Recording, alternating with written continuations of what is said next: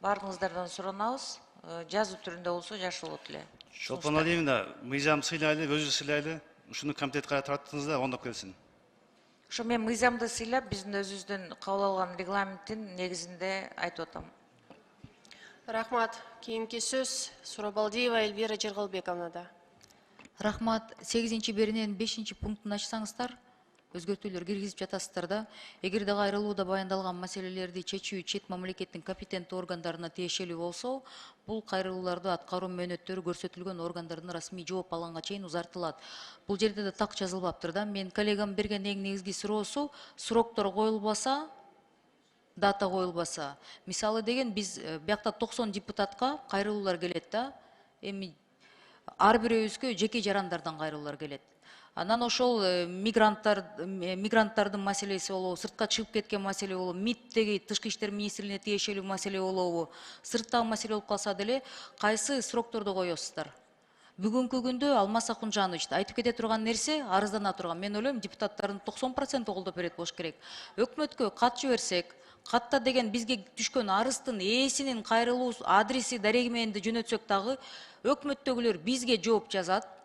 Автоматтуу түрдө ошо арызданган кишиге жоопту жөнөтүшпөйт. Кээ бирде биз жооп жөнөттүк деп коет. Мен кайра текшертип, мен коллегаларымда үндөп кетет элем, текшериңиздер. Кийин деген ошол жарандар деген бизге ошол органдан жооп келген жок деп арызданып атышат. То есть бул мындай калпычылык болуп атат да, бизди да алдап коюп атышат. Ушуну сөзсүз түрдө көзөмөлгө алыңыз деп мен именно сизге азыр эскертип атам. Бул маселе дагы кайтарылса, мен парламенттен ошол министрдин жоопкерчилигин маселесин көтөрөмүн бул жерден. Ошол тиешелүү орган болсо.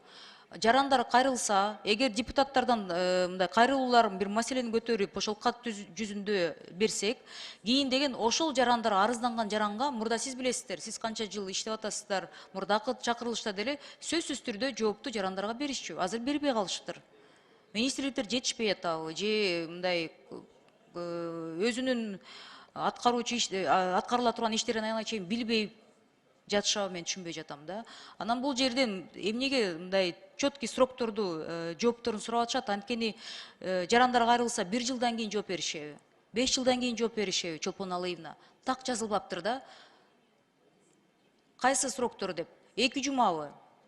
Коп коюңуздар да. Анан деген жок, бул внутреннее расследование деп коюп, анан 1 жылдан кийин жооп береби? Же парламент таркагандан кийин жооп беришеби?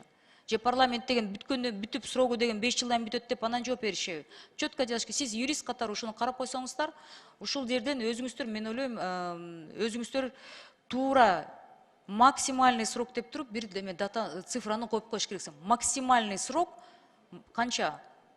14 күн. Жооп бересиздерби? Эльвира Жергалбековна, сиз 8-чи берененин 2-чи бөлүгү жөнүндө айтып атасызбы? Сиз 8, мен кечиресиз, мен 8-чи берененин сиз киргизген 5-чи пунктун айтып атам. Кыргызчасында. Эгерде кайрылууда баяндалган маселелерди чечүү деп жана окуп кетпедимби? Орусчасын окуп берейинби? Жок, түшүндүм, мен түшүндүм.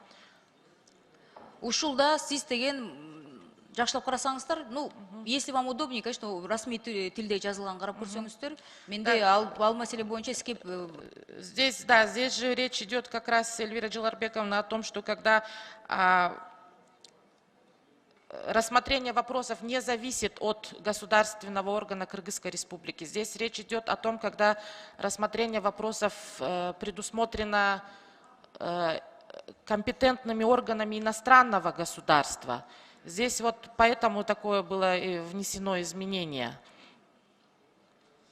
Конечно, когда это зависит от государственных органов Кыргызской Республики, мы рассматриваем в соответствии с сроками, указанными здесь. В течение 14 дней мы даем ответ.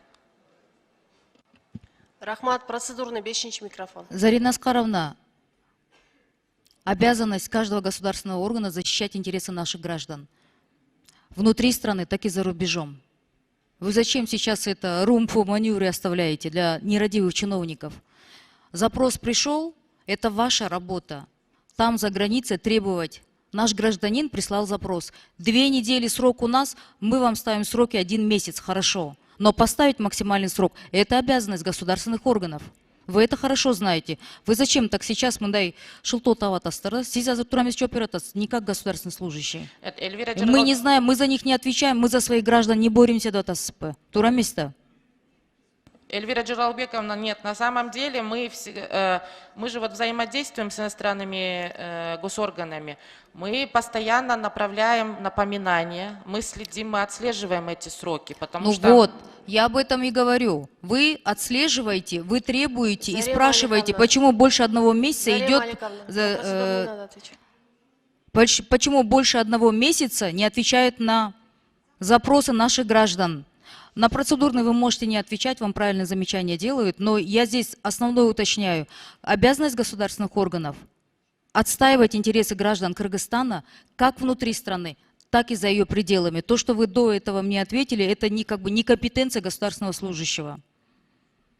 Коротко и ясно. Ставьте сроки, отслеживайте, поставьте в зависимости от вопроса максимальный срок 1 месяц. Через месяц вы отвечаете гражданину: извините, нам пришел ответ или нет, либо официальный 14 дней. Вы отвечаете гражданину Кыргызской Республики, что за пределами Кыргызской Республики то учреждение иностранное нам не ответило на период 14 дней. Мы поставим сроки, еще через 14 дней мы вас уведомим. Вот так должна быть поставлена работа государственных органов внутри Кыргызской Республики. Урматтуу төрага, ушундай бул жөнөкөй суроолор да, жөнөкөй суроолорго жөнөкөй так эмелерди сроктору коюлган жооптор болуш керек да. Ошону бир көзөмөлгө алып коюңуздарчы. Мындай азыр туура эмес жооп болуп атат да. Рахмат.